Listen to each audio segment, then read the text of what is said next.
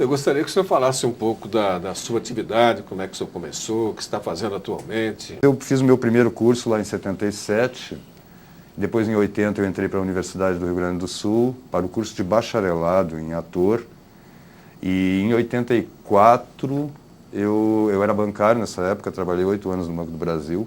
Em 84, para desespero da minha mãe, que deve estar ouvindo agora o programa, eu abandonei o Banco do Brasil, pedi demissão e fui fazer teatro como ator.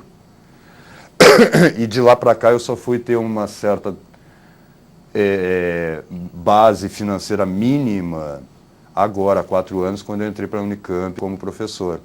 Eu tive alguns outros empregos esparsos, mas sempre vivi um pouco no limite, sempre, né, aquela coisa de ficar com a água por aqui, às vezes bate uma onda, você se afoga um pouco, retorna.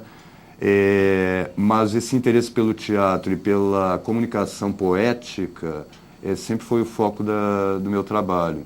E em 87 eu comecei a dar aulas também para atores, e que na verdade se tornou o eixo até porque de bilheteria, como eu dizia antes, não se vive em teatro. Ainda lecionando, se consegue viver com um mínimo de decência, né?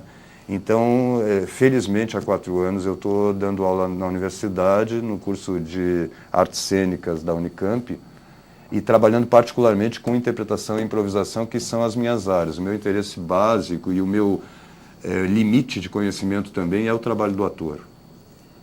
Roberto, você começou dizendo que o teatro, por sua raiz epistemológica ou etimológica, é um lugar onde se vai para ver. Então, a minha pergunta é a seguinte: que necessidade teria o homem de um lugar especial para ver coisas, por exemplo, ações humanas que ele poderia contemplar no seu dia a dia, no seu cotidiano? Por que ele precisa de um lugar especial para contemplar essas ações? Na nossa vida cotidiana, aquilo que eu dizia um pouco antes sobre as nossas preocupações, etc., cotidianas, mas mesmo o Kafka dizia uma coisa forte nesse sentido. Ele dizia que a maioria dos homens não é má, que os homens tornam-se maus e culpáveis porque eles agem sem medir as consequências que seus próprios atos podem ter. E aí ele termina dizendo: são sonâmbulos e não patifes. Os homens são sonâmbulos, todas as tradições dizem isso. Você pega o hinduísmo, ele vai te dizer que os homens acreditam numa realidade que é ilusória, que eles chamam de Maya. Você pega o cristianismo, diz a mesma coisa, né? Você tem um texto do Calderón de la Barca, que é um grande autor católico do século de ouro espanhol, que chama-se A Vida é Sonho, né? Em que ele diz que nós vivemos sonhando. E se você pega qualquer tradição espiritual, uma das coisas que mais se insiste é no fato de que você precisa despertar, que o mundo como você o vê é um mundo sonhado, é uma espécie de ilusão, de ficção, que você mesmo vai criando, não é? Então, a maioria dos homens não se dá... Talvez a resposta para isso seja mesmo porque é que a gente precisa também pensar sobre a nossa vida fora vamos dizer assim, do envolvimento com essa própria vida. Porque quando a gente está envolvido com as nossas próprias paixões, tudo se deforma de acordo com o nosso humor, né? Então, é preciso que eu tenha...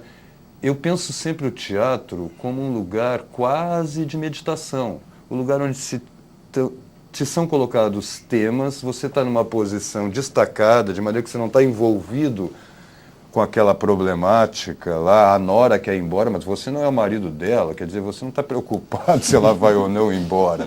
Você é capaz de olhar aquilo e ver uma situação que, na sua vida, não é possível ser vista com tanta objetividade.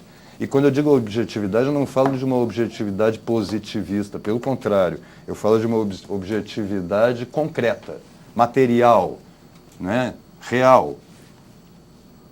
Então o teatro, ele não só o teatro, como qualquer arte, ela se oferece sempre como um objeto para a contemplação.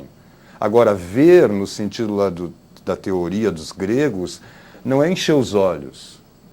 Não é? Quer dizer, o espetáculo no sentido moderno, no sentido de um circo de Soleil, com o qual não tenho problema nenhum, mas ele não te faz meditar, não te faz refletir sobre a tua própria vida. E veja, eu insisto nisso porque as pessoas identificam hoje em dia meditação simplesmente com racionalização, quando não é isso. É contemplação mesmo, é no sentido de você olhar para as coisas. Por exemplo, é muito difícil no nosso dia a dia a gente viver como se fosse morrer. Ora, como se fosse, não, nós vamos morrer. Porém, a gente vive como se não fosse morrer. E se você não é um abalo, se não morre alguém do seu lado, alguém da sua família, as pessoas ficam muito assustadas quando morre alguém, como se fosse uma coisa completamente inusitada que nunca acontecesse com ninguém, né? Por que elas se assustam tanto? Provavelmente porque a morte está fora do horizonte dessas pessoas no seu dia a dia. E de fato é assim, é por isso que às vezes os artistas eles são incômodos, porque eles são obsessivos também. Ele não consegue não pensar na morte, ele não consegue não pensar nos problemas. Ele é um obsessivo, Nelson insistia nisso, que um artista, ele se chamava mesmo de flor de obsessão, não é? Porque ele insiste em temas que no dia a dia você não quer ouvir falar. Mesmo nós, sobre morte numa peça de teatro, quando a gente vai ver Macbeth, etc. Agora, no dia a dia, a gente prefere outras coisas. Então, de uma certa forma, o homem tende ao esquecimento, como diziam já os gregos. Ele tende ao adormecimento. E a obra de arte, assim como a religião, tem por função despertar. Então ele precisa, porque se deixar o homem entregue a si mesmo, ele vira de lado e dorme.